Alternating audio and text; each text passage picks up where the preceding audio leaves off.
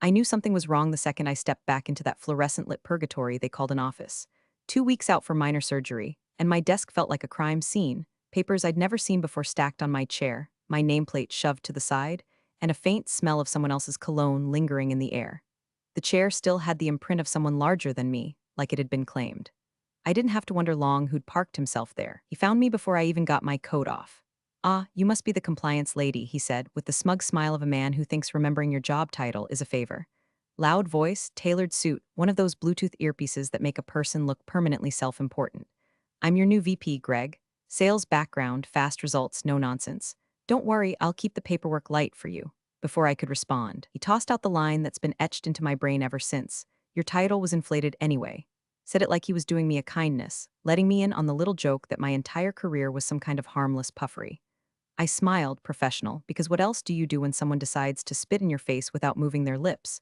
It was right then I decided, fine, Greg, you don't respect the title, let's see how you handle the job. I would write down everything. Every skipped signature, every fast-track shortcut, every moment where his swagger outweighed his judgment.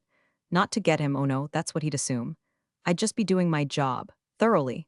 And before I go further, since apparently 97% of people listen to these stories without hitting subscribe, maybe do that now.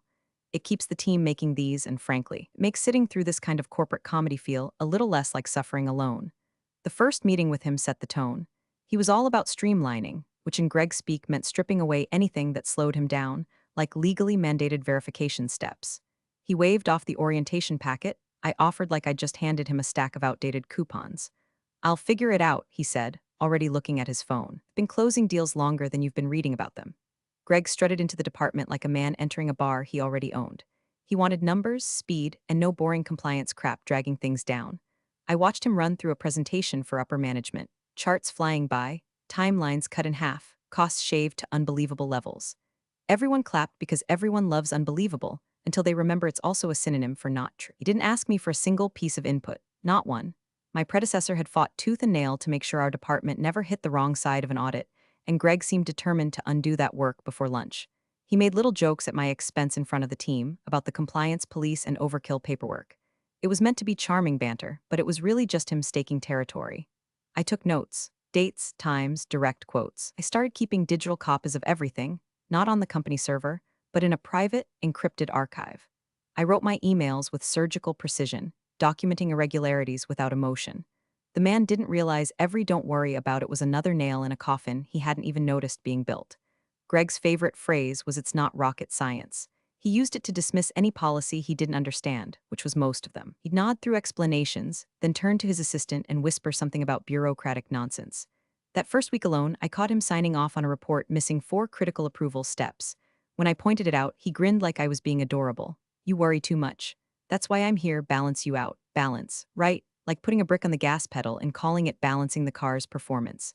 By Friday, I'd sent him 3 formal warning emails, each one outlining the specific regulation he was ignoring, the potential penalties, and the corrective steps. He ignored all of them. No reply, no acknowledgement. I imagined them sitting in his inbox like unopened bills, each subject line a quiet reminder that the clock was ticking. This was going to be interesting. Not because I liked office politics, I didn't, but because I'd been in this game long enough to know that arrogance and government oversight do not mix well. And Greg was the walking embodiment of both. So I did what I do best. I kept my head down, my tone polite, my record spotless. And every time Greg laughed at my inflated title, I thought about how light his tone would sound when he tried to explain himself to someone with a badge. Didn't take long for Greg's streamlining to start leaving paper trails that smelled like gasoline. The first real jolt came on a Tuesday afternoon, when a quarterly report landed on my desk for final review. Normally, these documents are neat little bundles, signed by the right managers, dated correctly, every compliance box ticked like a row of soldiers. This one looked like it had been slapped together during a commercial break. The first page had the wrong revision date, off by almost 2 months, which meant either the data was stale or someone had backdated it to look current. Half the required signatures were missing, replaced with blank spaces. And the compliance section, the part that certifies the work met all legal standards, wasn't just incomplete. It was unchecked entirely, like Greg hadn't even pretended to review it. I took a slow breath because in this line of work, rushing is how you get sloppy. I pulled the prior quarter's file and compared them side by side. Sure enough, there were little fixes in Greg's version, numbers rounded up, expense lines trimmed, dates shifted forward. Not errors, choices, intentional ones. That's when the voice in my head changed from irritated to alert. Incompetence is one thing. You can train incompetence out of a person, at least sometimes. But this wasn't that. This was willful negligence, the kind that looks harmless until you remember every harmless decision here is tied to federal reporting laws. I drafted my first formal warning email. No emotion, no accusations, just facts. I listed each irregularity with bullet points, cited the relevant regulation, and included a polite but clear request for corrections before submission. I CC'd only Greg because at this stage, it was about giving him the benefit of the doubt. I read it twice before hitting send, then I saved a copy. Not on the company server, my own encrypted archive, labeled and timestamped. Greg's reply came 2 hours later. Got it, he wrote. No corrections followed, no questions. Just those 2 words, like checking a box in a conversation he had no intention of finishing. The next day, another document came through, this one a vendor certification with the signature line clearly forged. Because I'd seen the vendor's actual signature a dozen times, and this one looked like someone had tried to copy it while signing a birthday card on a moving bus. The date didn't even match the shipment logs. I walked into Greg's office, closed the door, and set the paper on his desk. This can't go forward, I said, tapping the signature. It's invalid. We need a real sign-off. He glanced at it for all of 3 seconds before shrugging. They're on vacation. It's fine. They'll approve it when they're back. That's not how this works, I said evenly. If we submit this, it's falsified. Greg leaned back, smirking like I'd just recited a fairy tale. You've been in this department too long. Sometimes you have to bend a little to keep things moving. I didn't argue. There's no winning a fight with someone who thinks rules are optional. I just went back to my desk, documented the exchange word for word, and sent my second warning email. This one CC'd to his assistant for a sliver of visibility. Saved that one too. Over the next week, the pattern repeated. Missing approval forms. Safety inspections marked as complete when the logs showed no such thing. Certifications backdated to avoid late penalties. Each time I flagged it in writing. Each time he either brushed it off or ignored me entirely.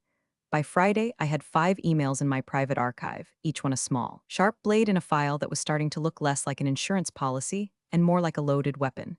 I wasn't aiming it yet, but I knew that when the right moment came, it wouldn't miss. Greg, for his part, seemed oblivious. He strutted through the office like a man who'd just discovered speed limits were optional, convinced he could outrun any consequence. I watched him, silent, every irregularity etched into the record in black and white. He thought he was untouchable. I thought about how fast that can change when the wrong person starts asking the right questions. By the third week, my inbox looked like the world's most monotonous crime novel, page after page of the same plot. Greg skips a step, I document it, Greg ignores it. If my job had been to collect exhibits for a future trial, I was overachieving. Warning email number 6 was about a procurement request that somehow forgot the competitive bidding requirement. Number 7 flagged a training log that showed 24 employees certified for safety procedures they'd never actually attended. Number 8 caught a blatant date alteration on a hazardous materials disposal form. Each one was written with the same calm, professional tone, the kind of language auditors love because it's unemotional, precise, and impossible to misinterpret. And each one earned the same response from Greg: silence, dismissal, or a chuckle like I was some adorable hall monitor overreacting to a playground scuffle. But it wasn't just the documents anymore. I started overhearing him. Greg had a habit of holding court in the break room like it was his personal stage. One morning, while I was refilling my coffee, I caught him telling a couple of junior staffers about how he'd fast-tracked a shipment by skipping what he called pointless compliance hoops. His words. He even threw in a little mock salute and said, "Sorry, officer paperwork, but some of us have real work to do." I didn't say anything. Just stirred my coffee, walked out, and added fast-tracking admission verbal to my notes. Because here's the thing, those pointless steps, they were federally mandated safety checks. Skipping them wasn't efficiency, it was negligence with a side of fraud. By now, I'd sent him 12 warnings. 12. Each one tied to a specific regulation, each with the potential to cost the company thousands or worse, its license to operate. And every time, Greg acted like I'd just told him the copy paper was low. It was around warning number 15 that my mindset shifted. At first, I'd been trying to do my job, protect the company, keep us in the guide this overconfident idiot back onto the rails. But when someone tells you, without words, that they have no interest in being saved, you stop trying to save them. You start making sure that when they fall, the landing is all theirs. I stopped thinking of my archive as just in case and started treating it like evidence. Not because I wanted revenge, though I'd be lying if I said I didn't picture the look on his face when he realized what he'd done. But because it was clear now, this wasn't an accident. This was a man who knew exactly what the rules were and decided they didn't apply to him. It became almost routine. Greg would hand me a file, I'd review it, find the problem, send the warning, save the copy. Sometimes I'd overhear him on the phone with a vendor, bragging about how he could make red tape disappear. Sometimes he'd pop into my office with a grin, toss a report on my desk, and say, "Don't look too hard at that one, okay?" Like we were co-conspirators, like my silence was guaranteed. The arrogance was breathtaking and dangerous, because the more he got away with, the bolder he became. The violations weren't just sloppy anymore, they were blatant. I found an inspection form with every box checked pass, even though the equipment in question had been flagged as defective in our own maintenance logs. I caught him signing off on a safety drill that never happened. By week 6, my private archive held 27 meticulously documented violations. Dates, times, scans, transcripts of conversations. If an auditor asked for proof, I could hand them a folder so complete they'd think it was prepared by a prosecutor. Greg still had no idea. To him, I was just the quiet compliance officer who sent too many emails. To me, he was a walking time bomb with his own name etched on the detonator, and I was done trying to cut the wires. Now, I was just waiting for someone to push the button. By the time my violation count hit the low 30s, I decided it was time to escalate. Not for drama, not to start a war, just to follow protocol. If your direct supervisor ignores documented compliance breaches, you go up the chain. It's written in black and white in the handbook Greg clearly never opened. So I scheduled a meeting with HR, sat across from a woman whose face was permanently set to pleasant, but rushed and laid it all out. Forged signatures, falsified dates, skipped safety protocols, the works.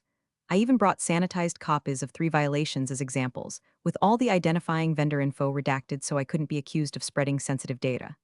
She skimmed them, nodded at all the right moments, then leaned back in her chair and said, "Well, new VP has full operational control now. We're supposed to support his vision. Support his vision." I bit the inside of my cheek so hard I tasted copper. His vision was a regulatory nightmare waiting to happen, but apparently as long as the quarterly numbers looked good, the rest could rot. Next stop was the CFO. If HR wouldn't listen, maybe someone with a fiduciary responsibility to protect the company's assets would care about millions in potential fines. I walked him through a handful of the more obvious breaches. He barely glanced at the papers before sighing like I'd just interrupted his lunch. "Greg knows what he's doing," he said. "He's here to make us leaner and faster. Let him do his job." That was the moment it hit me. Every official channel was blocked. Not clogged, blocked. They weren't just ignoring me, they decided Greg's shortcuts were worth the risk. And if the risk ever exploded in their faces, it could all play dumb and point at him, so I adjusted. I stopped wasting energy on persuading people who'd already decided not to care. Instead, I made sure every warning email went wider. I started CCing multiple managers, not just Greg, but his assistant, operations, and a couple of mid-level directors. No accusations, just factual outlines of the irregularities, the relevant regulation, and what needed to be fixed. Of course, no one responded. Not one person hit reply, all to thank me for catching a forged vendor certification or a backdated safety form. But every one of those emails had a digital trail now, with a neat little read receipt attached. Which meant if anyone tried to claim ignorance later, I could point to a tidy list of who had opened what and when. Oddly enough, once I accepted I was being ignored, it became easier. There's a strange satisfaction in knowing you're not just shouting into the void. You're building a file so dense and undeniable it could double as a paperweight for a judge's desk. Greg, meanwhile, had started to believe his own myth. He dropped by my office to boast about shaving 2 weeks off a process, conveniently leaving out that the missing fortnight was supposed to be spent on federally required inspections. In staff meetings, he'd make little quips about our compliance expert over here, and everyone would chuckle politely. I chuckled too, not because it was funny, but because I knew every joke, every dismissive wave of his hand, was another line in the narrative I was quietly compiling. He thought my emails were just busy work, clutter in his inbox. He didn't understand they were the foundation of a case that, when the right people finally looked, make it impossible for him to talk his way out. So I kept sending them. 31 warnings became 38, each one logged, time-stamped, and archived in 2 separate encrypted drives. I stopped thinking of it as my job and started thinking of it as my insurance policy. If no one inside the company cared to stop Greg, someone outside eventually would. All I had to do was be ready. The notice came in on a Monday morning, slipped into my inbox like any other routine memo, except it wasn't. Subject line, Notice of Federal Compliance Review.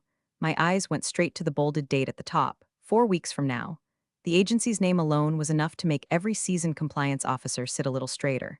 These weren't the kind of auditors you could charm over coffee. They were meticulous, humorless, and fully authorized to dig until they found something worth prosecuting. I read it twice, then a third time, letting the reality settle in. This wasn't a hypothetical anymore. Every forged signature, every skipped inspection, every falsified date Greg had cheerfully waved off for the last 2 months, that was now a live grenade with the pin halfway out. Greg got the same notice. I know because 5 minutes later, his booming voice summoned the entire department into the conference room. I took my usual seat near the back, notebook ready, because meetings like this had a way of producing the kind of quotes auditors love. He paced in front of the whiteboard like a motivational speaker who'd just been told his job depended on making everyone forget the last 2 months existed. All right, team, he began, clapping his hands together. We've got some housekeeping to do before our friends from the federal office show up. Housekeeping. That was his euphemism. He started outlining what he called scrubbing the documents, going back through the last 18 months of records and correcting anything that didn't line up. He didn't use the word falsify, but he didn't have to. His instructions were clear: change dates, add missing signatures, retroactively check boxes that had been left blank. Make it clean, he said, so clean they could eat off it. There was a flicker of discomfort in the room, people glancing at one another, shuffling papers. But no one spoke. That's the thing about corporate fear, it's silent. Then his eyes landed on me. And I'm going to need your help especially, he said, pointing in my direction. You've got the best handle on all the details, just smooth them out. I didn't even blink. You mean falsify them, I said evenly. A few heads turned. Greg laughed, but it wasn't his usual full-bodied laugh, it was tight, a little forced. No, no, just fix the inconsistencies. We're all on the same team here. I kept my voice calm. If the inconsistencies are real, they're not mine to fix. They're for the auditors to review. The silence that followed was heavier than any I'd heard in that room. Someone coughed. Greg looked at me for a beat too long before forcing a smile and moving on to his next bullet point. But the tension lingered. Everyone knew exactly what I'd just said and what it meant. When the meeting broke, I went back to my desk and did nothing differently. I didn't touch a single record outside of the normal review process, but I did open my private archive and scan the list. 41 documented violations, each backed by evidence. The pile was complete enough to stand on its own. That afternoon, Greg swung by my office and leaned against the doorframe. You know, he said in a lower voice, this doesn't have to be a big deal. They're not going to look that hard. I met his gaze, you might be right, or they might look exactly that hard. He smirked like I was overreacting, but there was a flicker of something else. Maybe for the first time, he realized I wasn't just the quiet compliance officer sending annoying emails. I was the one person in this building who could hand those auditors a roadmap to his front door. I didn't plan to tip them off. I didn't need to. In less than a month, they'd be here asking for everything. And when they did, truth wouldn't need my commentary. It was already printed, signed, dated, and sitting neatly in my encrypted folders. I closed the archive, locked my screen, and went to get coffee. 4 weeks. That's all the time Greg had left before his shortcuts became headlines. By the end of that week, the number sat in front of me like a milestone I hadn't intended to reach. Warning email #42. 42 separate instances of Greg ignoring, dismissing, or outright mocking documented compliance breaches, each one a thread in a rope he'd been happily wrapping around his own neck. This one wasn't like the others. It wasn't just a list of errors, it was a map of his entire misconduct. I itemized each fresh violation from the last few days: falsified inspection logs, forged vendor sign-offs, retroactively completed safety drills that never happened, and next to each, I cited the exact regulation breached. Then, for good measure, I listed the potential penalties: fines in the tens of thousands, license suspensions, and in two particularly egregious cases, criminal charges. No drama, no you need to fix this or else. Just facts lined up like dominoes, ready for gravity to take over. I addressed it directly to him, no CCs this time. This one was between me, him, and the future.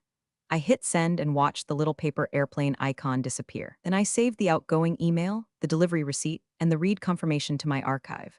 42 entries now, stacked in perfect chronological order, each stamped with the date, time, and his lack of action. His reply came 7 minutes later. A single laughing emoji followed by, "Relax, this isn't life or death." I stared at the screen for a long moment, not because I was shocked. Greg's arrogance had been consistent enough to chart like a weather pattern, because that sentence landed differently. It was the purest distillation of how little he understood the weight of his own actions. Compliance wasn't life or death to him because he'd never been the one holding the liability. I didn't bother replying. There was nothing left to say, nothing I hadn't already written 41 times before. My role in this story had shifted. I was no longer the warning voice in the back of the room. I was the custodian of the truth. In less than a month, someone with a badge and subpoena power was going to want to see it. That afternoon, Greg swaggered into the break room while I was pouring coffee, regaling a couple of junior staffers with a story about how he'd cleaned up a messy report for the auditors. They laughed along, oblivious to the fact that cleaned up was his euphemism for altered until unrecognizable. I didn't interrupt. I didn't even look up. On the walk back to my desk, I felt something settle in me, a cold, precise clarity. For weeks, I'd been trying to thread the impossible needle, protect the company, protect my own integrity, and maybe, in some distant way, give Greg the chance to realize what he was doing before it swallowed him whole. That window had closed. Now, I wasn't going to interfere, nudge, or warn. The next move belonged to the auditors. They'd ask for records. I'd give them exactly what they requested. No less, no more. Just the unvarnished history of the last few months, laid out in his own inaction. I opened my archive one last time before shutting down for the day, scrolling slowly through the subject lines. Every email was a mile marker on the road to the moment when not life or death would become a very different conversation for Greg. And when that moment came, I'd be ready to hand over the map. The request came in at 9:14 on a Wednesday morning, polite and surgical in its wording. Please provide all compliance-related correspondence, documentation, and certifications for the past 18 months. No special emphasis, no hint of suspicion, just the kind of formality that makes most people exhale in relief. I didn't exhale. I sat back in my chair, reread the line twice, and felt that slow, deliberate shift inside me. This was the moment, not a warning, not a hypothetical. Federal request for records was not a drill, and the only thing I had to do now was exactly what they'd asked. I opened my private archive.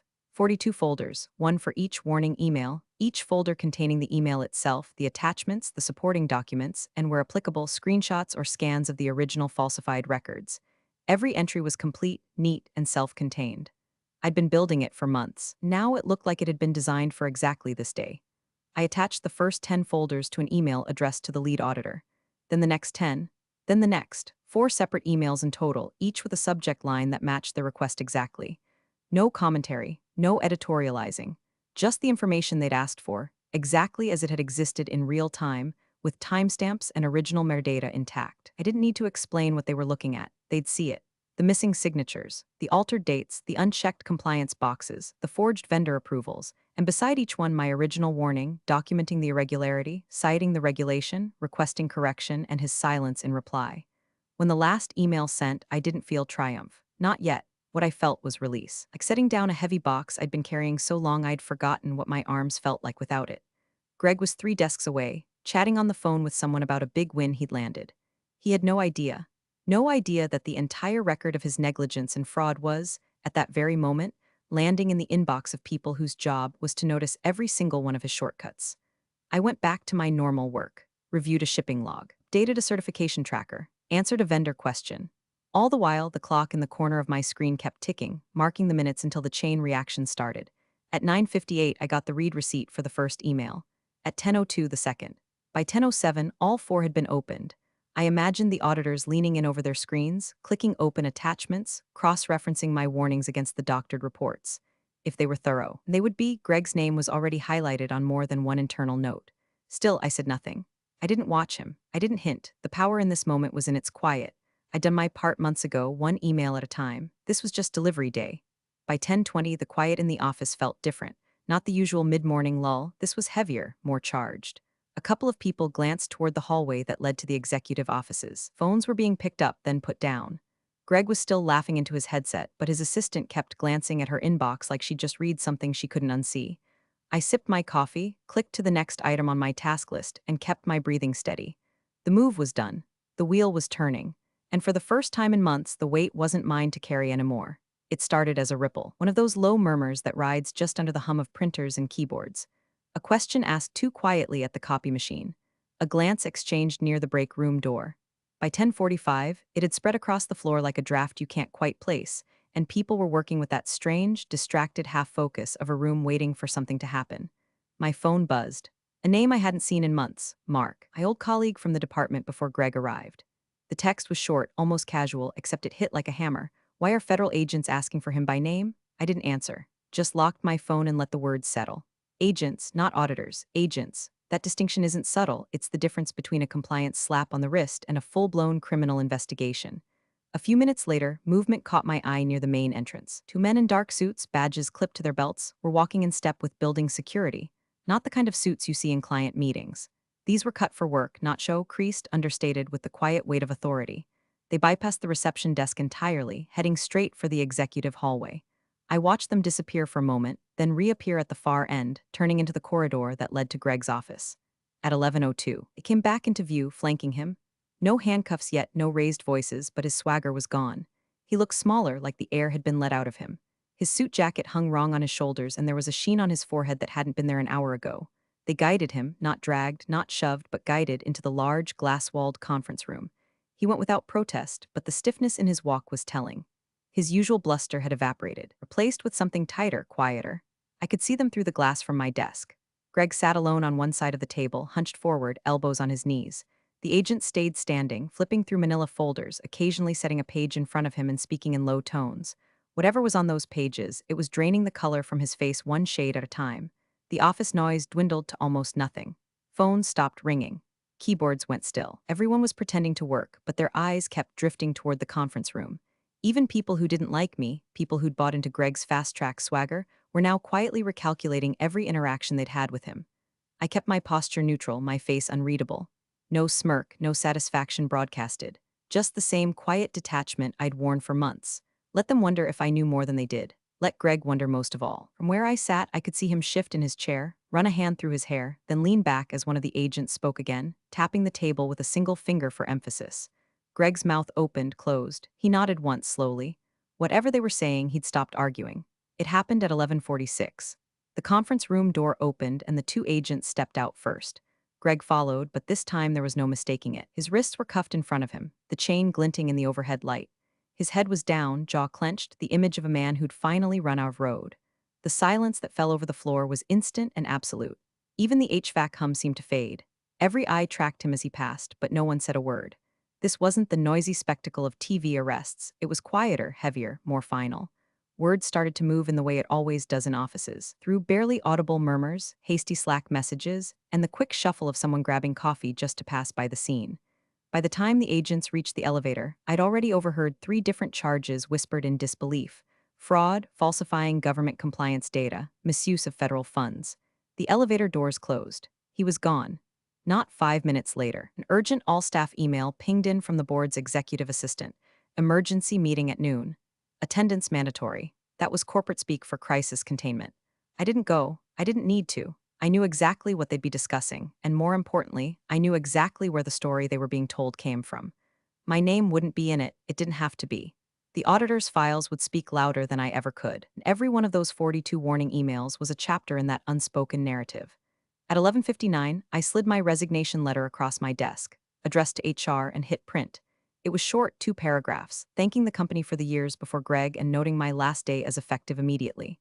No explanations, no bridge burning, just the clean exit of someone with nothing to defend and nothing left to prove. I placed it face up on my desk, locked my computer, and started packing. The few things I kept at the office, coffee mug, framed photo, a potted plant that had somehow survived both Greg and the winter, fit neatly into a single box.